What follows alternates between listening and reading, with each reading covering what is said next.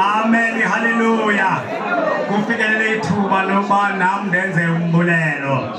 Ndiyabulela ngokusebenzisana nani nonke. Lithuba ke ngoku lokuba ndithathe intambo zenkonzo kaMamntambo ndizibeke esandleni sotata ebendithumile. Nazi intambo zakho tata. Enkosi siyabulela Thixo akukhulise. Sawunika utata uBhishophi asenzele uveve. Into omkhulu sinikela kuwe. Ingxaki into bana nithi nonke xa ninikiwe apha nifuna ungena ezweni. Mistress, abantu bakwaMphothulo bayingxaki kuba nam xa ndinikwe kuyafuna uba ndithethe.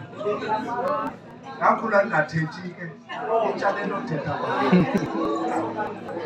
Nangexesha ndandizama ukuthetha ke ndandihambisa incwadi ndandingakwazi ukuthetha itshale othetha. Uba ndithetha uthina ufunda kwezakho.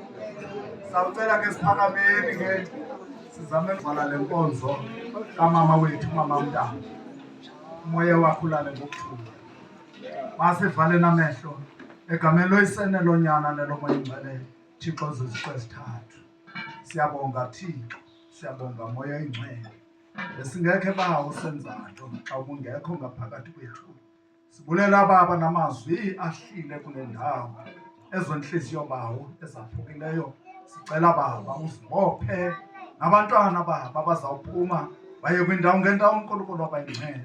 Uvule baba izindlela bathi ukunyathela kwabo baba ngaphakathi kwale ndawo ungabeleleze abangenamsebenzi. MaMamntambo umsebenzi wakho lowo ubavulele umsebenzi abangenanto bakwazi ukuthi babe nento ngokuba uyayazi yonke imeko yalapha. Siyacela ke asikulayela sikuthume njengaloko uthe wasithela ngaphakathi kwethu ke uyabazi bonke ubunzima. Sicela la ke nomlingane wakho umandisele iintsuku zokuphila ezantsi emhlabeni.